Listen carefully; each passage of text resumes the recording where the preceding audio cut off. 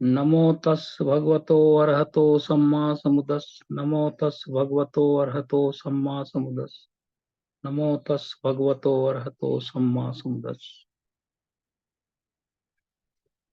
सर्वप्रथम मैं तथागत गौतम बुद्ध और काश्यप बुद्ध से लेकर तनहंकर बुद्ध सभी को, सभी वक्तागण, श्रोतागण, आयोजकगण की तरफ से सत सत नमन और उनकी चरण वंदना करता हूँ। उसके बाद पूजनीय भिक्षु संघ, हमारे पूजनीय जनरल सेक्रेटरी बंते शिवली जी, उनको सत सत नमन वंदना।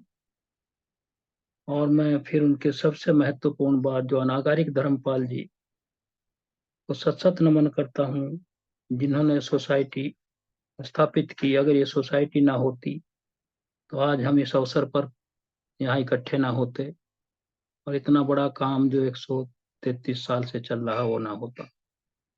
उनका ये फाउंडेशन स्टोन आज भी उसी तरह अडिग खड़ा हुआ है और आगे संसार में प्रेरित कर रहा सभी को। फिर मैं बाबा साहब, जिनकी हम आज याद में प्रोग्राम कर रहे हैं जयंती के दिन, उनको सत सत नमन करता हूँ, उनकी चरण वंदना करता हूँ। हमारे पूर्व दो वक्ता professor, associate professor Sumit Barwa ji और नम्रता चड्ढा जी ने जो कुछ कहा है, दोनों ने लगभग सभी जो बाबा साहब के महत्वपूर्ण एस्पेक्ट्स हैं उस पर प्रकाश डाला है। हमारे प्रोफेसर साहब ने उनको एक पहला क्रांतिकारी, सामाजिक क्रांतिकारी बताया है, पहले सोशल रिफॉर्मर बताया है उनको। और ये उनकी योला घोषणा जो थी 13/10/1935 का भी उन्होंने उल्लेख किया है। किस तरह परेशान होकर उन्होंने कहा था, ये मेरे बस की बात नहीं है कि मैं हिंदू धर्म में पैदा ना होता, लेकिन मैं एज हिंदू मैं मरूंगा नहीं। जिन्होंने सिद्ध किया, he died as Buddhist. Annihilation caste का भी उन्होंने जिक्र किया, एथिकल और जो उसमें मोरलिटी, इक्वलिटी का जो उल्लेख है उसको कहा। और उन्होंने फिर नागपुर के बारे में, उनका 14 अक्टूबर का जो एम्ब्रेस किया उन्होंने बुद्धिज्म 5 लाख लोगों का, यही कहा। इतना ही नहीं, उन्होंने नागपुर जो दीक्षा भूमि को बुद्धिज्म का एक पवित्र स्थान बताया। और उन्होंने बाबा साहब के जो दूसरे काम हैं, जो ट्रेडिशनल जो अत्याचार थे डिप्रेस्ड क्लासेज पे, उसका बहुत अच्छा चित्रण किया। और वर्ल्ड फेलोशिप जो थाईलैंड में हुई थी, उसमें उन्होंने, बाबा साहब ने जब भाग लिया था, तो उसमें नागरिक धर्मपाल जी के बारे में, जब बाबा साहब ने महाबोधि सोसाइटी के बारे में कहा था, उसका भी उन्होंने हम सबको स्मरण कराया। तो ये सब जो बातें हैं महाबोधि सोसाइटी से उनका संबंध, उसको भी उन्होंने बताया। और इस बात ही नम्रता चड्ढा जी ने अपनी सब बातों में हिंदू कोड बुल और मूक नायक, बहिष्कृत भारत और प्रॉब्लम ऑफ रूपी और ये सब बातें कही। और उनका जो अध्ययन और जिस तरह उन्होंने स्त्रियों के, दलितों के लिए लड़ाई लड़ी, और जो उन्होंने मरण स्मृति का दहन क्यों किया, उसका बहुत अच्छा कारण उन्होंने बताया कि वो किताब और कागज नहीं जलाए गए थे। जो उसमें व्यवस्था लिखी गई थी, जिसमें स्त्री भी दलितों से बदतर थी, वो इस व्यवस्था के खिलाफ थे। जिन शब्दों, जिन कागजों में ये लिखा गया हो और उसी के आधार पर समाज चल रहा हो, तो उस व्यवस्था को जलाया था। वो उसके खिलाफ, हिंदुवाद के खिलाफ नहीं थे। अरे बात भी सही है, उन्होंने अपना संपूर्ण जीवन हिंदू धर्म को सुधारने में लगा दिया। और जब तंग आ गए तो 14 अक्टूबर 1956 को वो बौद्ध धर्म ग्रहण किया। फिर उसके 7 हफ्ते ही जिंदा रहे वो।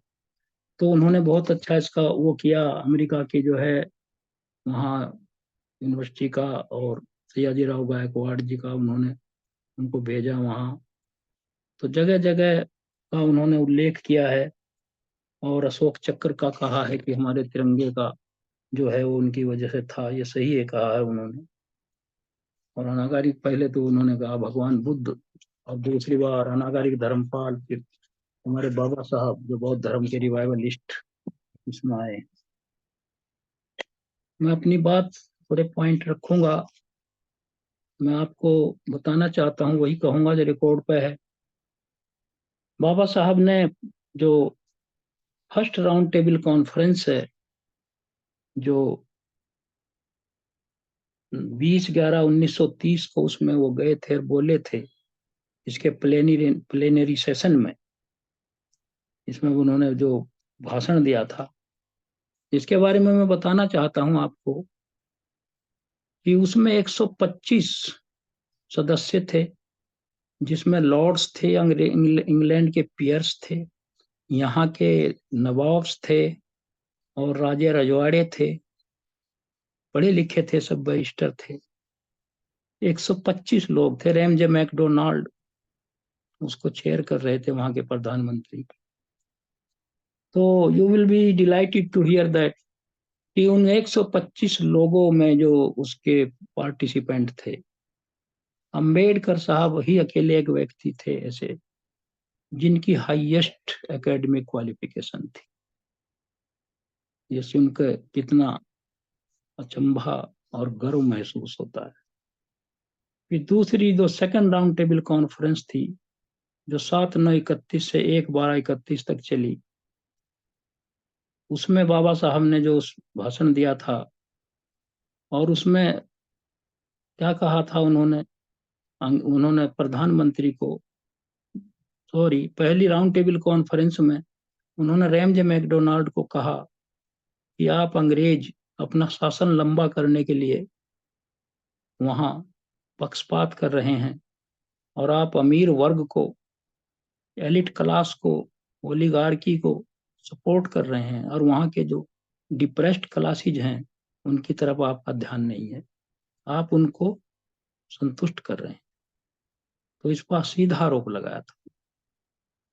इतनी यंग एज थी उस समय उनकी, क्योंकि ये उस समय वो, ये जो पहली राउंड ये 1930 में हुई थी, तो 37-38 साल के ही थे, the youngest person also in the round table conference. इतना वहां उनको लथेड़ दिया इन्होंने, वो परेशान हो गए। फिर सेकेंड राउंड का कॉन्फ्रेंस जो चली, उसमें आपको सबको पता है कि फिर ये वहाँ एक कम्युनल अवार्ड के नाम से जो बात प्रचलित है, या फिर सेपरेट इलेक्टोरेट जो डिप्रेस्ड क्लास को दिया था, और इसको 4/8/1932 पर इस कम्युनल अवार्ड पर वहाँ के प्राइम मिनिस्टर ने साइन किए थे। फिर उसके बाद आप जानते हैं पूना पैक्ट, गांधी जी का, उस पर ज्यादा टाइम नष्ट करने की जरूरत नहीं है। तो इस तरह जब ये हो गया, यहाँ तक कि उनकी कहानी, और ये पूना पैक्ट का फिर वो गांधी जी ने आमरण अनशन किया, और वो कितने ह्यूमनिस्ट थे। वो जानते थे कि गांधी जी, जो अभी नम्रता जी ने कहा कि वो चतुर्वर्ण व्यवस्था के पोषक थे, जबरदस्त पोषक थे, और वो कहते थे कि जो जिस वर्ग में जन्मा है वो उसी का काम करे। तो पहली मीटिंग बाबा साहब के गांधी जी की हुई थी वो वर्ली में, मतलब यह मणि भवन में। तो उसमें गांधी जी को उन्होंने कहा था कि आप चतुर्वर्ण व्यवस्था का बात कहते हैं, आप तो बनिए हैं, you are the west community, merchant community के हैं आप। तो आप तराजू लेकर दुकान पर सामान क्यों नहीं बेच रहे हैं? आप यहाँ पॉलिटिक्स में क्या कर रहे हैं? आप ये हमें ही क्यों कहते हैं कि हम शुद्र अपना काम करें? आपका तो काम कहना कुछ और करना कुछ है। तो गांधी जी बहुत नाराज हुए थे इस बात पे, लेकिन बात सही थी। उन्होंने कहा आप बनिए हैं, you take a balance and sit on your soap. तो ये बात उन्होंने कही थी उनको, गांधी जी को। तो इस बात को उन्होंने देखा फिर, फिर यही येवला में जो भी हमारे प्रोफेसर साहब ने कहा, उन्होंने 13 अक्टूबर 1935 में ये कहा था, it is the inequality in Hinduism that compels me to quit Hinduism. जो हिंदू धर्म की असमानता ही मुझे बाध्य कर रही है इसको छोड़ने के लिए। ही एडिड, उन्होंने कहा, I had the misfortune of being born with the stigma of untouchability, that is not my fault, but I shall not die as Hindu, that is within my powers. और बेटी में यही जो उन्होंने कहा था, मैंने पढ़ा है ये। उसके बाद जब ये घोषणा हो गई तो जैसे नम्रता जी ने कहा कि फिर सभी तरह के सभी संप्रदायों के लोग उनसे संपर्क करने लगे कि अब तो लोग घोषणा कर दी है इन्होंने, और ये क्लियर हो गया कि he will renounce and renunciate the Hinduism and embrace some other religion, और किसी और धर्म को अपनाएंगे। तो सभी संप्रदायों के लोग उनके पास अपने अपने धर्म ग्रंथ लेकर पहुंचे। सिख भी गए, ईसाई भी गए, और पारसी भी गए, मुस्लिम भी गए, सभी गए उनके पास। उन्होंने कहा अपने अपने ग्रंथ छोड़ दो, मैं इनका अध्ययन करूं। तो मुसलमानों ने कहा ये जितने और हैं सिख हैं, और जो उतने दूसरे धर्म है तो हिंदू धर्म का ही पार्ट है, और हमारा ही एक धर्म ऐसा है जहाँ कोई छुआछूत नहीं, आप हमारे साथ आइए। तो बाबा साहब की ग्रेटनेस थी, नेशनलिज्म था, पैट्रियट्स पैट्रियटिज्म था, और भारत राष्ट्र को अक्षुण्ण इंटैक्ट और उसकी सोवरेंटी को बनाए रखने के लिए उन्होंने सोचा, अगर मैं मुस्लिम संप्रदाय के साथ जाता हूं तो जितनी बड़ी आबादी डिप्रेस्ड क्लास की है, जो ओबीसी और डिप्रेस वो 85% है, तो फिर इन मुस्लिम के साथ जाकर तो इंडिया में फिर इन्हीं का शासन हो जाए। इतनी बड़ी एक दूरदर्शिता थी उनकी। और भारतीय की जो हिंदुत्ववाद करते हैं, सबसे बड़े प्रोटेक्टर वही थे। नारे लगाने से कुछ नहीं होता। अगर कहीं वो मुस्लिम हो जाते तो आज हाल क्या होता। अगर ईसाई हो जाते, फिर उन्होंने ये सोचा, क्योंकि अंग्रेजी शासन चल ही रहा था, तो ईसाई हो जाते तो इतने बड़ी संख्या में लोग ईसाई हो जाते तो अंग्रेज कहाँ जाते यहाँ से। फिर कितने बचते उनका विरोध करने वाले? 15%। भारत आजाद कहाँ होता फिर? कितनी बड़ी उनका ये सेक्रीफाइस देखिए। उन्होंने जिन्होंने उनको टोर्मेंट किया, दुख दिया, उन्होंने उनको दुख देने की अवेंजफुल नेचर नहीं अपनाई। फिर श्रीलंका के 10 जून 1936 को एक भिक्षु थे, भिक्षु लोकनाथ, वो उनको मिले 10 जून 1936 को, और उनसे कहा, उन्होंने बौद्ध धर्म के बारे में उनको डिटेल में बताया। तब बाद में उनको जब पत्रकारों ने पूछा कि आप फिर कैसे करेंगे, क्या करेंगे, तो उन्होंने कहा कि आपका बाबा साहब से मिलके क्या अंदाजा है, वो क्या किधर जाएंगे। तो उन्होंने फिर कहा कि मेरा पूरा विश्वास है कि वो बौद्ध धर्म को ही अपनाएंगे, उन्होंने कहा। तो इस तरह की बात जब हो गई और फिर देश आजाद हो गया, तो उसके बाद जो हुआ उसमें फिर जवाहरलाल नेहरू जी ने उनको इनवाइट किया। इसमें लिखा है किताब में, द लाइफ एंड मिशन है धनंजय कीर की, Congress bosses Patel and Patil had a talk on the phone about Ambedkar's inclusion in the cabinet. तो उन्होंने आप उनको कहा, बुलाया कि आप हमारा क्या संविधान लिखना वो करोगे? जवाहरलाल नेहरू जी ने उनसे कहा, और उन्होंने कहा कि अगर आप संविधान लिखना चाहेंगे तो हम इसको, अम्बेडकर साहब ने उनको एग्री कर गए। और जब देश 15 अगस्त 1947 को आजाद हुआ ही था, तो 28/9 मतलब यह है 29/8/1947 को the constituent assembly appointed on August 29/8/1947 the Constituent Assembly appointed a drafting committee with N. Madhav Rao, Sayyid and Sadullah. ये इन्होंने एक किया, sir Alladi Krishnamachari, TT Krishnamachari and 2 others as member. और इसमें इन्होंने जो 7 मेंबर उस समय बनाए ड्राफ्टिंग कमेटी में, उसमें जो थे Alladi Krishna Swami Ayyangar, N Gopala Swami Ayyangar, doctor BR Ambedkar, KM Munshi, 5वें थे मोहम्मद सादुल्ला, 6ठे BL मित्तर और 7वें थे DP खेतान। तो DP खेतान ये मेंबर बन गए उसके।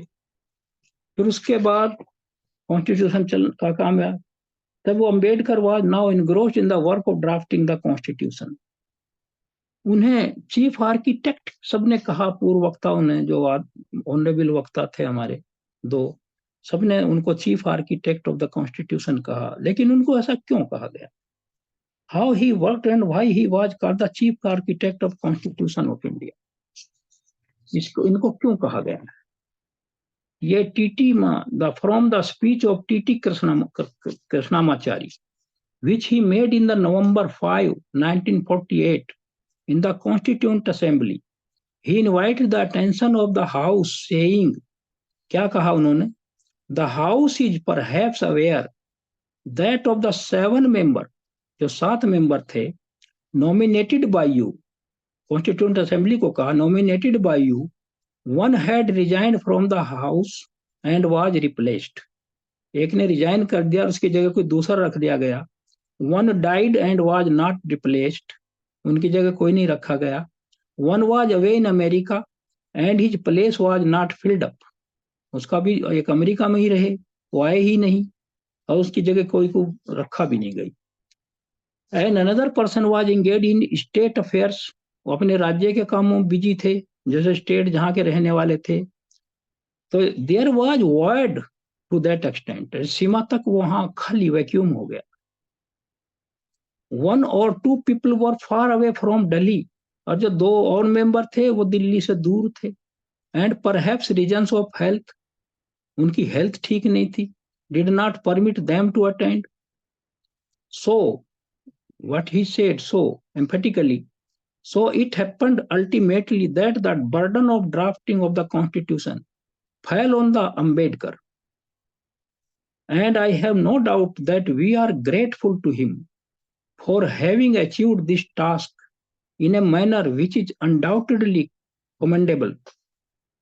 The picture will be complete when it is noted that only Ambedkar and his secretary were present at some of the meetings of the drafting committee.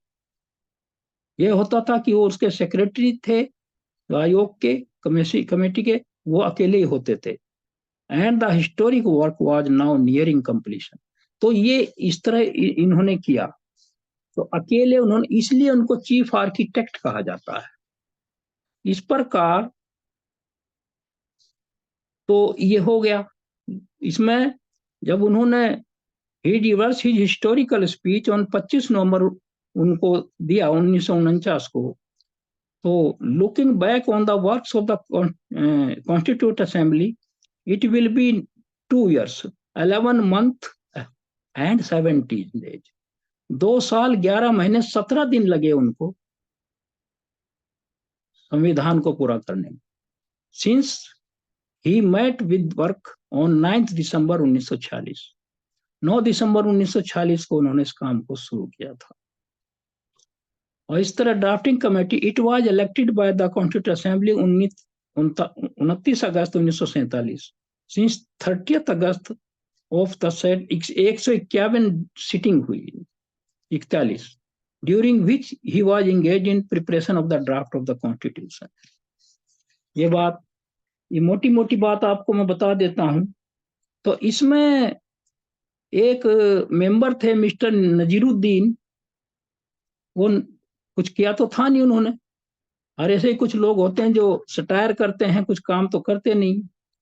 तो उन्होंने उसको जो ड्राफ्टिंग कमेटी को कह दिया कि ड्राफ्टिंग कमेटी नहीं, ये तो ड्रिफ्टिंग कमेटी थी, इसमें इतना टाइम लग गया है।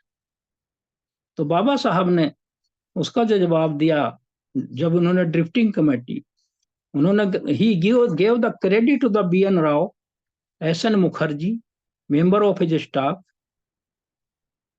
डी कॉमर वो थे, and he mentions mister Kamath, doctor P S Deshmukh, mister Sidhwa, professor Saksena, Pandit Thakur Kunzru, और आगे उन्होंने कहा K T Shah, professor K T Shah and Pandit Hridaynath Kunzru are most ideological, and he also highlighted the defense offered to the constitution by Alladi Krishnaswamy Iyer and Mr. T.T. Krishnamacharya।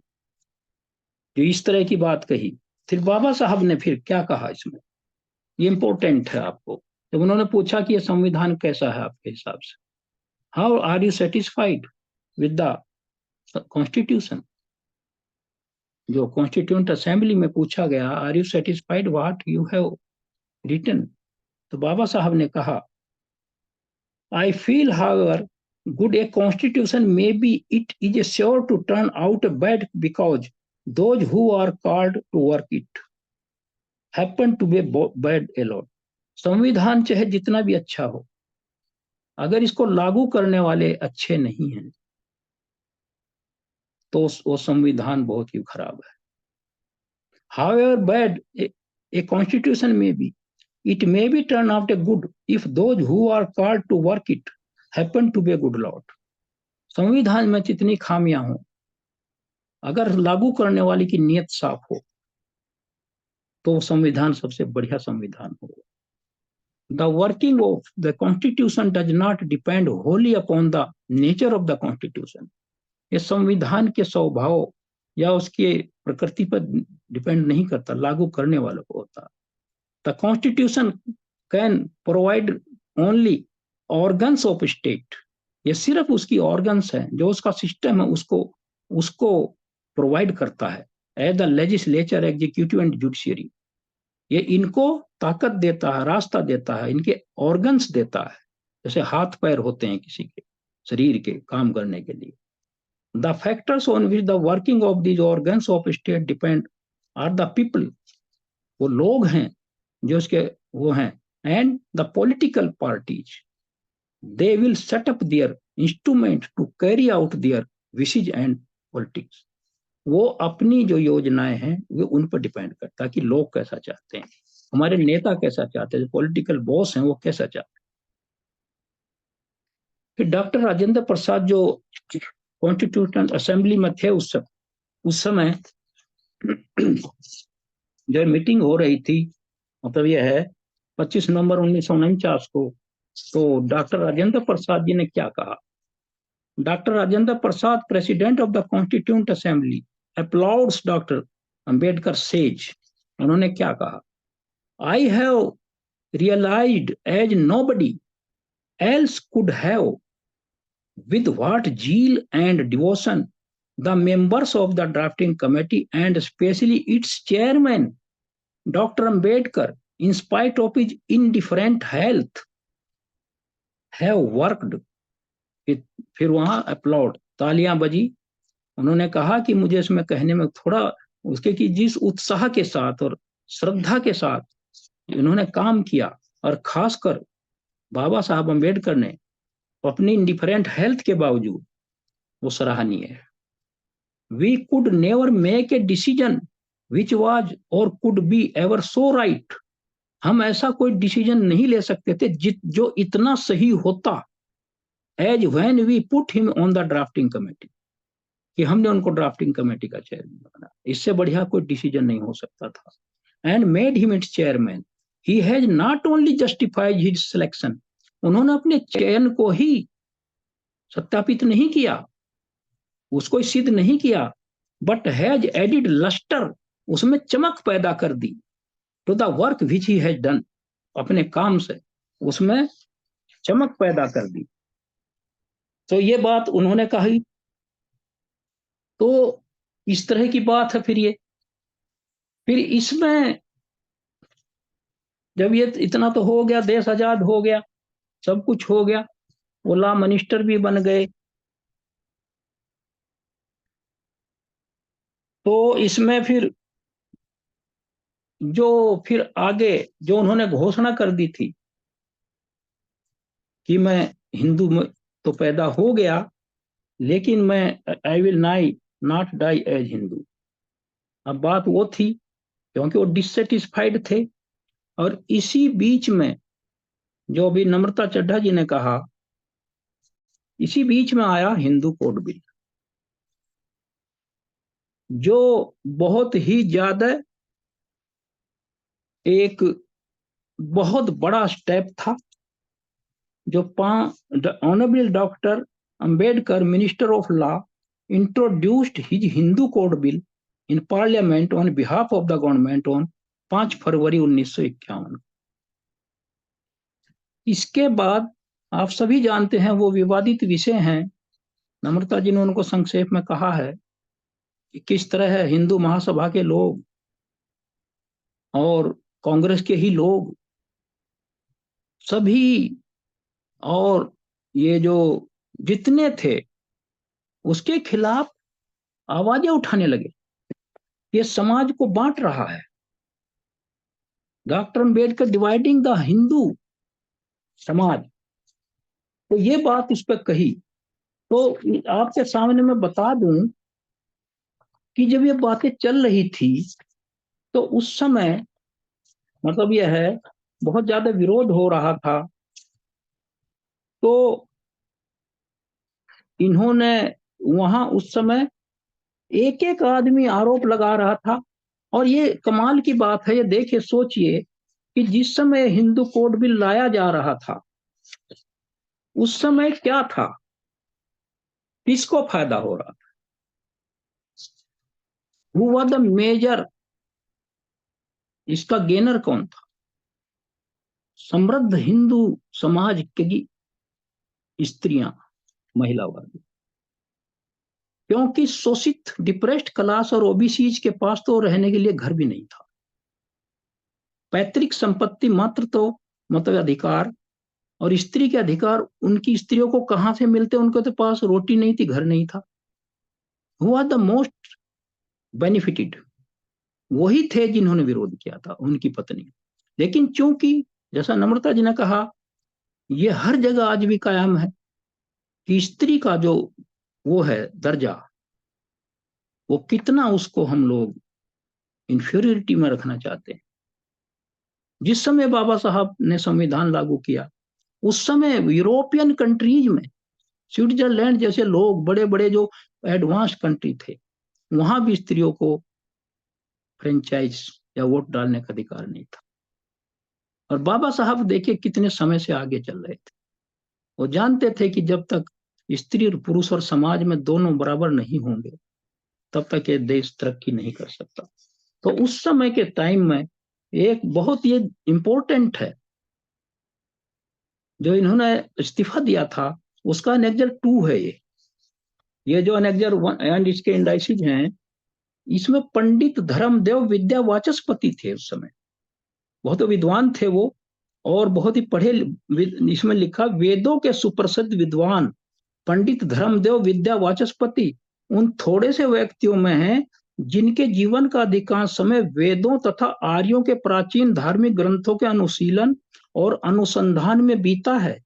पिछले दिनों उनकी एक लेखमाल दिल्ली के सुप्रसिद्ध हिंदी दैनिक वीर अर्जुन में प्रकाशित हुई थी, जिसमें उन्होंने प्राचीन स्मृतियों, वेदों और शास्त्रों के प्रमाण एवं उद्धरण देकर हिंदू बिल के विविध प्राविधानों का सारगर्भित विवेचन किया।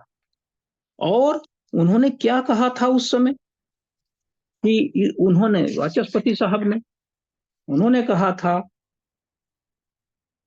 कि ये जो हिंदू कोड बिल है, ऐसे अन्य उदाहरण दिए जा सकते हैं जिससे ये लग सकता है कि हिंदू कोड बिल के कुछ हिंदुत्व की रक्षा का विशेष ध्यान रखा था, तो हिंदू धर्म से प्रेम है, उसमें सुधार की आवश्यकता को अवश्य अनुभव कर सकते हैं। लेकिन इस विषय में डॉक्टर अंबेडकर आदि से बातचीत के आधार पर, ये उनका कहना है वर्बेटिम जो मैं पढ़ रहा हूं, मेरे पास है ये, मैं निश्चय के साथ कह सकता हूं कि वे हिंदू जाति को एक सूत्र में लाने और उसके संगठन को दृढ़ करने के लिए ही हिंदू कोड बिल को प्रस्तुत कर रहे थे, जिसमें हिंदुओं के अंदर जो न केवल वो व्यक्ति आते हैं जो हिंदू धर्म के किसी भी स्वरूप या संप्रदाय को मानते हैं, किंतु बौद्ध, जैन, सिख धर्म के अनुयायी और वो भी आ जाते हैं, आदिवासी तथा अन्य भी इसी परिभाषा के आ जाते हैं। विशाल दृष्टि पर निष्पक्षपात विचारकों को ऐसे सर्वमान्य कोड का महत्व ज्ञात हो सकता। भिन्न भिन्न स्थानों और जातियों के रीति रिवाजों ने हिंदू विशाल धर्म को कैसे छिन्न भिन्न कर रखा है, ये लिखा उन्होंने, यह बताने की आवश्यकता नहीं है। इसलिए मैं चाहता हूं कि झूठे नारे लगाने और इस बिल को का पूर्ण विरोध करने की भावनाओं को छोड़कर लोग इस बिल की धाराओं का निष्पक्ष अध्ययन करें, तब ऐसे निर्देश अथवा संशोधन प्रस्तुत करें जो लाभदायी हो सके। तो ये उन्होंने कहा था, ये वाज द ओनली पर्सन, तो उन्होंने लिखित रूप में ये कहा और उसका पूरा अध्ययन किया। यहाँ बिना पढ़े ही लोग उसका विरोध कर रहे थे। तो जब हिंदू कोड बिल का, जब आप जानते हैं, वो इस तरह लटक गया और फिर उस पर लोकसभा के अंतिम दिन था, जिस दिन लोकसभा का अंतिम दिन था, उसको पेश किया गया, वो कैसे संभव था उस दिन वो पास हो जाता, और जबकि उस समय के प्रधानमंत्री जी ने भरोसा दिया था कि हम इसको पास करवाएंगे। तब इस बात को देखते हुए बाबा साहब इतने आहत हुए, तो नम्रता जी ने कहा वो इतने आहत हुए, क्यों आहत हुए? वो आजकल के मंत्री जैसे होते तो आहत क्यों होते? वो ना हो, कुछ भी ना हो, आग लग कर बुझ जाएगी अपने आप, कोई लेना देना तो है नहीं, पद चाहिए, पद ना चला जाए, कुर्सी रहनी चाहिए। तो बाबा साहब, क्योंकि वो बोधिसत्व थे, वो बोधिसत्व थे, वो ग्रेट ह्यूमनिस्ट थे, वो इगेलिटेरियनिज्म के सबसे बड़े पोषक थे। जैसा हमारे प्रोफेसर, एसोसिएट प्रोफेसर साहब ने कहा, he was the first social reformer, revivalist of the Buddhism. ना, बुद्धिज्म तो बाद में हुआ, हिंदू कोड बिल के समय तो हिंदू धर्म को ही सुधार रहे थे वो। He was of the thought कि अगर स्त्री पुरुष का दर्जा बराबर हो गया तो समाज जो है, हिंदू समाज, इसमें स्त्रियों का जो कंट्रीब्यूशन है, जो आज जगह जगह स्त्रियां नारी सशक्तिकरण का नारा लगाते फिर रहे लोग, ये वही लोग हैं जिन्होंने उस समय नारी सशक्तिकरण का विरोध किया था। इन्होंने नहीं, इनके जो भी पूर्वज रहे होंगे उसी पार्टी के लोग। तो उस समय वो बोधिसत्व थे। उस समय बोधिसत्व क्या होते हैं? जो आगे चलकर बुद्ध बनेंगे कभी। और वो कौन होते हैं? जो काल दृष्टा होते हैं, जिन्हें कई सेंचुरीज तक का वो आगे का देख लेते हैं, क्या क्या होगा, किस तरह परिस्थितियां बदलेंगी, किस तरह इसको बचाया जा सकता है, जो विभीषिकाएं हैं, आने वाले संकट। तो इसीलिए ऐसे आहत क्यों हुए, इस्तीफा क्यों दिया? इस्तीफा तो आजकल एक ऐसी चीज है, दिया ही नहीं जाता, क्यों दूं मैं इस्तीफा? नहीं हुआ पास बिल, मैं क्या करूं? लेकिन रिस्पॉन्सिबिलिटी नहीं है ना, उत्तरदायी नहीं है कोई किसी के प्रति। तो ये चीज है। उसके बाद उन 28 सितंबर 1951 से इसके बीच में ये हुआ, ये जो कैबिनेट मीटिंग थी, तो उन्होंने साहब 27/9/1951 1951 को इस्तीफा दे दिया, ही रिजाइंड। और रेजिग्नेशन दिया। रेजिग्नेशन देने के बाद उन्होंने कहा कि मेरा जो रेजिग्नेशन देने का कारण है, ये 10 अक्टूबर 1951 को न्यू दिल्ली में ये छपा स्टेटमेंट उनका, reprint copy of the issue to press by doctor Ambedkar found in Ambedkar papers, जो उनके पेपरों से मिला उनकी मृत्यु के बाद में। तो इनको उस समय doctor Ambedkar was not allowed to present his statement in the Lok Sabha by the speaker. इस्तीफा देने के कारणों पर जब वो बोलना चाहते थे कि मैं बताना चाहता हूं सदन में, तो उनको अलाउ नहीं किया स्पीकर ने। वो जानते थे कि वो कारण बताएंगे कि वो कारण उसे सरकार की जो हालत है वो खराब होगी। तो ही देयरफॉर क्विट द हाउस। और जो इस्तीफा था उनका, वो जो वो कारण थे उनके, statement by doctor Ambedkar in parliament जो देना चाहते हैं, तो उसको बाहर निकले और वो उन्होंने प्रेस में दे दिया। तो प्रेस में छप गया, तो चारों तरफ सबको जानकारी हो गई क्या हुआ था ऐसा। तो दिस वाज द रीजन, और यही कारण था कि इस तरह क्यों हुआ। उसके बाद इधर से मोह भंग हो गया, उनका इस्तीफा हो गया। अब उन्होंने येओला की जो 13 अक्टूबर 1935 की जो घोषणा कर रखी थी, उसको फिर इम्प्लीमेंट करने का समय आना ही था, क्योंकि वो तो कह चुके थे पहले से ही। इसलिए मैं शॉर्ट में बताना चाहता हूँ, इंपॉर्टेंट है, जानकारी के लिए बार बार नहीं मिलता समय। 12/10/1956 को जब बाबा साहब नागपुर पहुंचे, श्याम होटल में दोपहर में, तो भिक्खु चंद्रमणि थे वहां, जो बर्मा के थे और श्रावस्ती के हेड प्रीस्ट थे। उनके साथ और भी थे, भदंत आनंद कौशलयन और वगैरह 5 भिक्षु और थे। और हमारे, यू विल बी हैप्पी, उस समय हमारे महाबोधि के general secretary, the successor of the नागरिक धर्मपाल, डॉक्टर देवप्रिय बलि सिंह, वो भी वहां उपस्थित वहां। तो 12 तारीख को जब वहां थे श्याम होटल में, तो क्या कहा बाबा साहब ने, ये विचित्र, आप लोगों को ये शायद पता ना हो, या किसी को पता भी होंगे, पढ़ने वाले बहुत हैं, लेकिन ये रेयर घटना है थोड़ी सी। बाबा साहब ने क्या कहा चंद्रमणि को, भंते को, I will take refuge of the Buddha, I will take refuge of the Dhamma, मैं बुद्ध की शरण में जाऊंगा और धर्म की शरण में जाऊंगा, but I will not take refuge of the संघ, मैं संघ की शरण में नहीं जाऊंगा। All monks and workers felt shocked, सबको बहुत ही आघात लगा ये सुनकर। ही रिपीटेड, फिर बाबा साहब ने फिर कहा, दोबारा दोहराया, द संघ इज वेरी करप्ट, संघ जो है वो करप्ट है। I am sorry, sure, I will not take refuge of the संघ, मैं संघ की शरण में नहीं जाऊंगा। किसी की not, no one dare to utter a single word, उनके सामने बोलने की किसी की हिम्मत नहीं। जो 5 भिक्षु थे जो उनको दीक्षा देनी थी, बोले नहीं कोई भी वहां, कोई भी। बाबा साहब अगेन रीइटरेटेड, दोबारा फिर कहा, संघ इज वेरी करप्ट।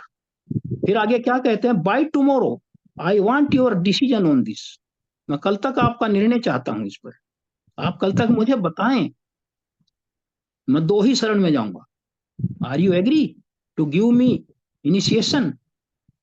तो but I am very sure I am not going to take refuge of the संघ, मैं संघ की शरण में नहीं जा रहा, you have to manage accordingly, इसके अनुसार आपको मैनेज करना है। उसके बाद तो हालत खराब हो गई, घोषणा हो चुकी थी। फिर क्या हुआ वहां, फिर उसके बाद इसमें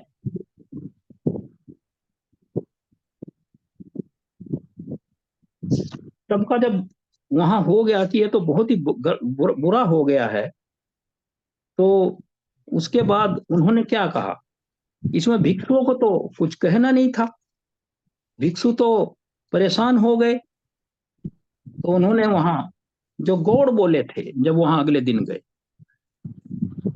जो गौड़ बोले उनसे कहा, बामन राव गौड़ बोले, ये 13/10 की बात है, 56 की, श्याम होटल में ही मिस्टर बाम उन्होंने कहा कि जब सब बोले कोई नहीं बोला, सब जो अच्छा सब after listening this all monks and Vali Singh, doctor Wali Singh got perturbed, सब दुखी हो गए।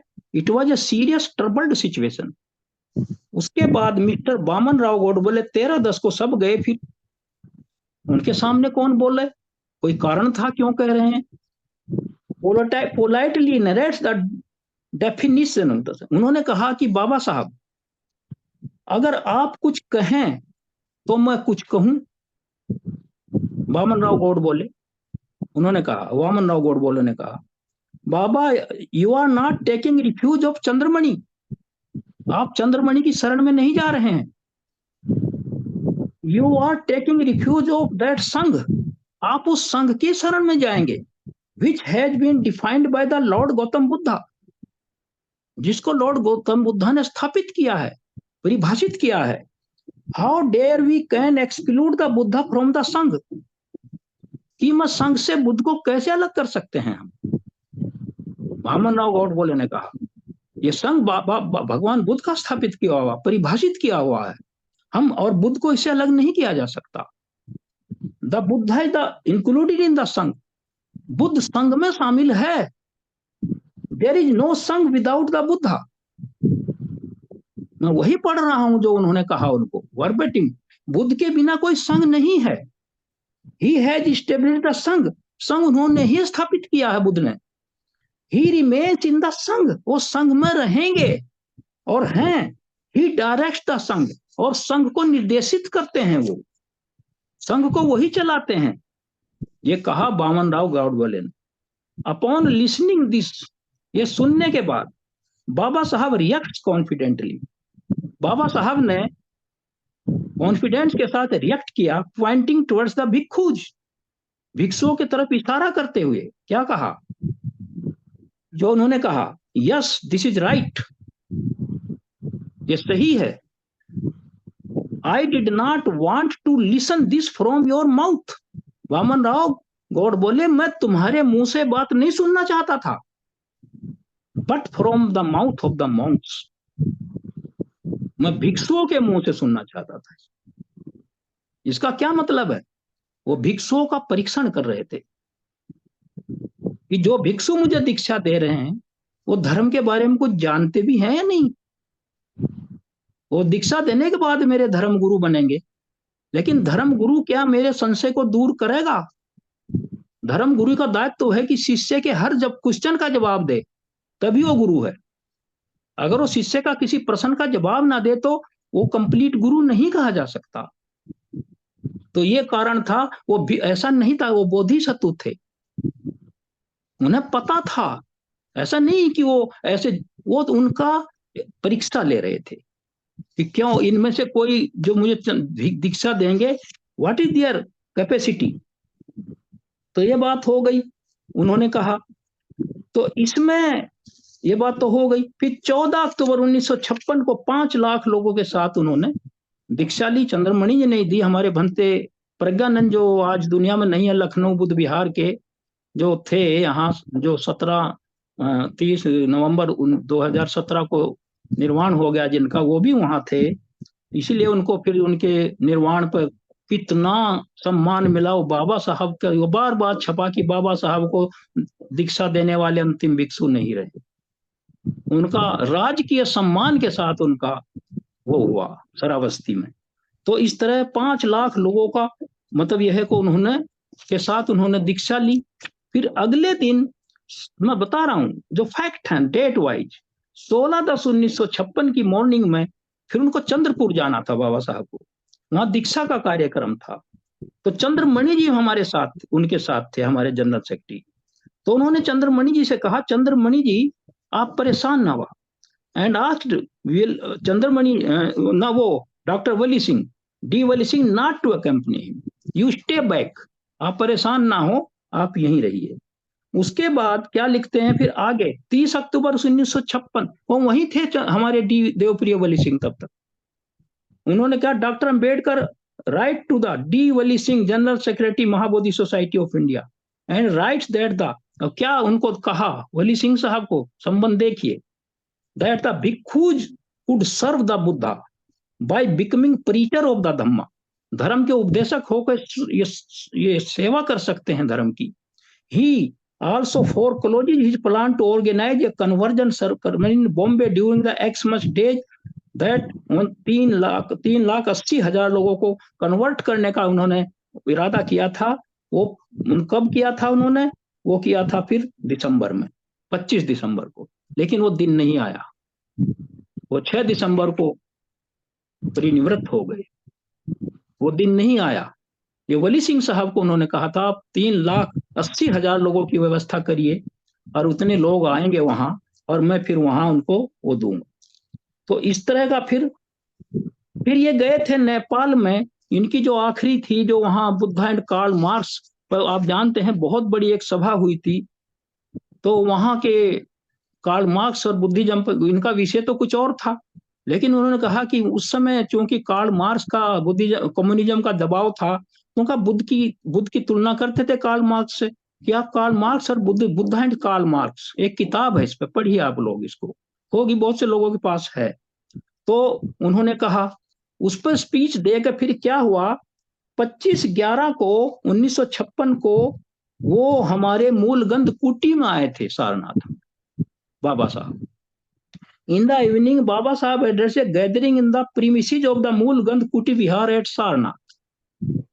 The program was organized by Mahabodhi Society of India. He highlighted the significance of casteless society in Buddhism. जो आजकल बौद्ध धर्म में भी जातिवाद चल रहा है, ये उस जाति का है, ये उस जाति का है, जबकि बुद्धिज्म का मतलब ही था जातिवाद को खत्म करना। इसीलिए तो बुद्ध भगवान के धर्म को यहाँ जो जातिवादी लोग हैं नहीं देखना चाहते। बुद्ध के समय से आज तक ये लड़ाई चल रही है कि बुद्ध भगवान जातिवाद का शत्रु है, तो इसीलिए वो लड़ाई चल रही थी। बौद्ध धर्म में आने के बाद सारी जातियां खत्म हो जाते हैं, सारे भेद खत्म हो जाते हैं, लेकिन आज उन भेदों के साथ हम बुद्धिज्म में हैं। मुझे दुख के साथ कहना नहीं चाहिए ये बात, जिस समय हमारे पूजनीय भित्तु और आप लोगों ने महाबोधि सोसाइटी और जनरल सेक्रेटरी साहब ने मुझे प्रेसिडेंट बनाया, तो मुझे भी ये सुनने को मिला, मुझे भी इसका झेलना पड़ा एक थोड़ा सा पार्ट। मुझे तब कहा कुछ लोगों ने कि हम महाबोधि अब अम्बेडकराइट हो गई। ऐसा नहीं है कि महाबोधि में मेरा इसमें कोई सम्मान हुआ हो, भंते जी का मैं आभारी हूं और सब लोगों का 90% लोगों का मैं आभारी हूं, मेरा सम्मान करते हैं और मैं भी महाबोधि के लिए समर्पित हूं। लेकिन ये तो मुझे भी सुनना पड़ा, सोसाइटी अम्बेडकराइट हो गई। तो इसका क्या इलाज है? महाबोधि का तो मतलब ही यही था कि यहाँ एम्स एंड ऑब्जेक्ट क्या है।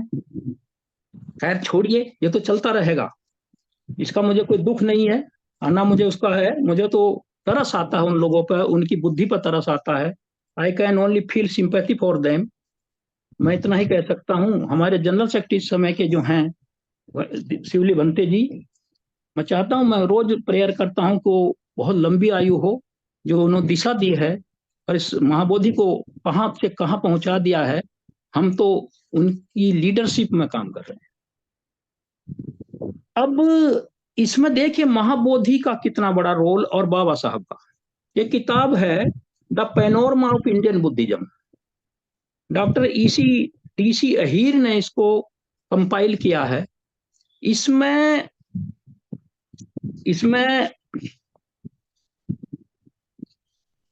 1892 से लेकर 1992, 100 साल में जो महाबोधि जर्नल तब छपता था, रेगुलर छपता था, अनागारिक धर्मपाल जी का जो जर्नल महाबोधि जर्नल छपता था, 100 साल के जो इन्होंने कितनी मेहनत करी डीसी अहीर ने, 100 साल के जर्नल जो छपे उसमें से 50 जर्नल सेलेक्ट किए इन्होंने और वो किताब बना दी इन्होंने। और इसमें 50 में से इसमें 2 जो आर्टिकल हैं बाबा साहब के, the Buddha and the future of his religion. ये भगवान बुद्ध और उनका यहाँ फ्यूचर इंडिया में क्या है। ये महाबोधि जर्नल में अप्रैल मई 1950 को छपा था। इसमें है बहुत जबरदस्त आर्टिकल है ये। फिर दूसरा आर्टिकल है इसमें बाबा साहब का, जो हमारे उसमें हुआ था, the rise and fall of the Hindu women. Hindu स्त्री का उत्थान और पतन, who was responsible for it. ये बाबा साहब का आर्टिकल है। और ये इसमें छपा था कब, ये छपा था, जो जनरल था हमारा,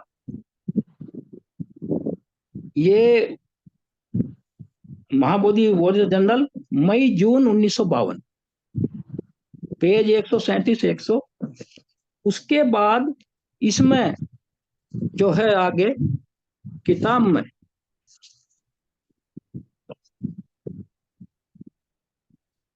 contribution of Buddhism to modern India. Contribution modern India में क्या कंट्रीब्यूशन है इसका, तो इसमें बाबा साहब के बारे में भी लिखा है।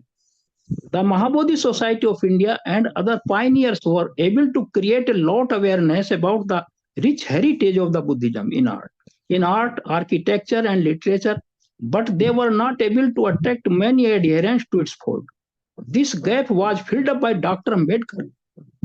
जो गैप हो गया था बुद्धिज्म को फैलाने का, you filled up by Dr. Ambedkar, the modern bodhisattva, जो मॉडर्न बोधिसत्व हैं। No wonder, even though he passed away within 7 weeks after the embracement, but his way even was guide the movement and conversion towards, ये अब तक चल रहा है, अनवरत चल रहा है।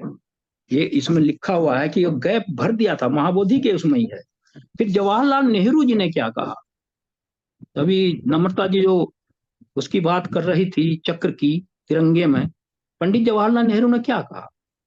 22 जुलाई 1947 को जब नेशनल फ्लैग कमेटी उसको डिस्कस कर रही थी कि हमारा राष्ट्रीय ध्वज कैसा हो, तो the national resolution was moved by Jawaharlal Nehru in the constituent assembly on 22 July 1947। After explaining why the chakra was being replaced by the Ashokan wheel, Nehru said, but what, Nehru ji ने कहा कि क्या सोच रहे थे, क्या सोच रहे हैं, but what type of wheel should be have, हम किस तरह का चक्र चाहिए, बहुत इंपॉर्टेंट है। Our mind go back to many wheels, बहुत से चक्रों की तरफ हमारा दिमाग जाता है, but notably one famous wheel, एक प्रसिद्ध चक्र है, which had appeared in many places, जो बहुत जगह पर प्रदर्शित है, and which all of us have seen, और सबने हमने देखा भी है उसको, the one of the top of the capital of the Ashoka column, जो अशोक की उस पर है, जो स्तंभ पर है वो है, एंड मैनी अदर प्लेसेस, बहुत जगह पर है। That wheel is symbol of India's ancient culture, ये जो चक्र है भारत की पुरातन संस्कृति का द्योतक है, संकेत है ये। It is a symbol of the many things, ये बहुत चीजों का सिंबल है। That India had stood for through the ages, जो सदियों से इंडिया जिसके लिए खड़ा है। So we thought that this chakra emblem should be there and wheel appears, और यही होना चाहिए। नेहरू एडिड, फिर आगे क्या कहा नेहरू जी ने, for my part I am exceedingly happy, मैं बहुत ज्यादा खुश हूं, that in this sense indirectly we have associated with this flag, of course not only this emblem but in the sense of name of Ashoka, ये खाली चक्र की बात नहीं है, लेकिन चूंकि इसमें अशोक का नाम जुड़ा हुआ है, one of the most magnificent names, जो बहुत ही प्रसिद्ध नामों में से एक है, not only in India history, Indian history, but in the world history, देश के इतिहास में अशोक का नाम है, इंडिया के में नहीं केवल। It is well that this at this time we should have this chakra, तो उन्होंने इस समय ये चक्र का वो किया था। तो इस तरह की बात है, यहां तक की बातें हैं, कुछ मैंने रखा अपना वो हिस्टोरिक डे था आज ये। और बाबा साहब, ऐसा नहीं है कि बाबा साहब ऐसे नहीं थे, वो कितने फ्यूचर के बस 2 मिनट आपकी और लूंगा मैं। अब बहुत इंपॉर्टेंट बात है जो मैं बताने जा रहा हूं, ये मिलती नहीं है, मैं पढ़ता रहता हूं और मैं शेयर कर लेता हूं। बाबा साहब ने 4 नवंबर 1948 में संविधान के बारे में अपनी शंकाएं व्यक्त करी थी। वो मैं फिर कहूंगा बोधिसत्व थे वो, उन्हें आने वाले समय का पता था कि क्या हो सकता है। क्या कहा था उन्होंने, ये 4 नवंबर 1948 की जो संविधान सभा का जो डिबेट है कॉन्स्टिट्यूंट असेंबली के वॉल्यूम 7 के पेज 38 पे है ये। तो उस पर क्या लिखा था, while everybody recognize the necessity of the diffusion of the constitution morality for the peaceful working of the democratic constitution, हर एक आदमी चाहता है कि हमारा जो कॉन्स्टिट्यूशन है इसकी जो मोरलिटी है इसका विस्तार हो हर जगह एक प्रजातांत्रिक तरीके से। There are two things interconnected, यहाँ दो चीज इसमें साथ साथ चल रही हैं, बाबा साहब ने कहा, which are not unfortunately generally recognised, जिस पर ध्यान नहीं दिया जा रहा है। पहली चीज क्या है, ये ध्यान से सुनिए, one is that the form of administration has a close connection with the form of constitution, प्रशासन का जो स्वरूप है वो उसका कनेक्शन संविधान से है, उसका संविधान से संबंध है। फिर द फॉर्म ऑफ एडमिनिस्ट्रेशन, फिर कहते हैं दोबारा, वो जो संविधान एडमिनिस्ट्रेशन है must be appropriate and in the same sense as the form of constitution, जो प्रशासन है वो संविधान के ही अनुरूप हो, ये दो बात है। तो आगे वो कहते हैं the form of administration must be appropriate and in the same sense in the form constitution, the others is that, आगे जो उन्होंने कहा इज, देखिए क्या कहा, इज परफेक्टली पॉसिबल, ये क्या परफेक्टली पॉसिबल क्या है, टू परवर्ट द कॉन्स्टिट्यूशन, संविधान को परवर्ट किया जा सकता है, विदाउट चेंजिंग इट, इसमें संविधान के बिना इसका परवर्जन किया जा सकता है इसमें, it's form by the merely changing the form of administration, प्रशासन के काम करने के तरीके अलग करके संविधान से संविधान को बेकार किया जा सकता है। देखिए क्या कहा, इसलिए उन्होंने कहा था कि प्रशासन और संविधान एक रूप हो दोनों, तभी सफल होगा। फिर पढ़ रहा हूं, it is perfectly possible to pervert the constitution without changing it form by merely changing the form of administration and to make it inconsistent, इसको बना दिया जाएगा इनकंसिस्टेंट, अव्यवहारिक हो जाएगा, and oppose to the spirit of constitution, constitution की भावनाओं के खिलाफ हो जाएगा ये। फिर क्या लिखते हैं, the question is can we presume such a diffusion of constitutional morality, क्या ये संविधान की जो मोरलिटी है, जो आचरण है, क्या हम इसको स्वीकार कर सकते हैं, ये डिफ्यूजन हो सकता है पूरे देश में। Constitutional morality is not natural sentiment, जो कॉन्स्टिट्यूशनल जो सदाचार है वो प्राकृतिक नहीं है, वो अपने आप नहीं आता है, it has to be cultivated, संविधान के प्रति जो हमारा सदाचार है वो को कल्टीवेट करना पड़ेगा, हमने अंदर पैदा करना पड़ेगा। फिर आगे बहुत वैसी बात कह दी आप चौंक जाएंगे, वी मस्ट रियलाइज, हमें महसूस करना चाहिए, that our people have yet to learn it, हमारी जनता को इसको सीखना होगा, संविधान के प्रति क्या उनका मोरलिटी होनी चाहिए। आगे और क्या कहा, democracy in India is only A top dressing, Bharat में जो प्रजातंत्र है यह टॉप ड्रेसिंग है, जैसे किसी डिश पे ऊपर सजावट कर देते हैं, थोड़ा सा धनिया डाल देते हैं, थोड़ा उसको वो डाल देते हैं, उसकी टॉपिंग कर देते हैं, टॉप ड्रेसिंग है ये डेमोक्रेसी, और dressing on Indian soil, Bharat की भूमि पर ऐसे ही है ये democracy, which is essentially undemocratic, India is undemocratic, इसमें ये नहीं होगा, ये उसी समय भविष्यवाणी कर दी थी उन्होंने। ये कॉन्स्टिट्यूंट असेंबली की जो बहस है 7 वॉल्यूम 7 है पेज 38।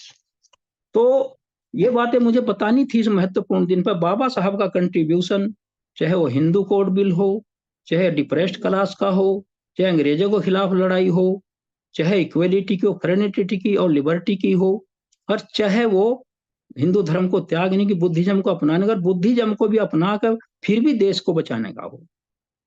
तो आप लोगों ने ध्यान से सुना, और इन्हीं शब्दों के साथ मैं पूजनीय भंते पी शिवली जी थेरो, हमारे वेनेबल जनरल सेक्रेटरी, और हमारे सब आयोजक जो महाबोधि के जो उसमें ऑर्गन्स हैं, महापात्रा जी हैं और किरण लामा जी हैं, और सभी जिन्होंने इसका व्यवस्था करी है, मैं और श्रोतागण, हमारे वक्तागण, सबको मैं इस जयंती पर बार बार बधाई देता हूँ और सबको स्वागत करता हूँ दोबारा। और जो उन्होंने अपने विचार रखे, नम्रता जी ने, हमारे प्रोफेसर साहब ने, उनका फिर मैं दोबारा उनका सम्मान करता हूँ। इन्हीं शब्दों के साथ मैं सबको, आपने विनम्रता से सुना, थोड़ा लंबा हुआ, लेकिन यह अवसर बार बार नहीं आता और ये थॉट बार बार इकट्ठे नहीं होते। तो इन्हीं शब्दों के साथ मैं सभी पूजनीय भिक्षु संघ को मेरी वंदना और सबको मेरा नमो बुद्धाय, जय भीम।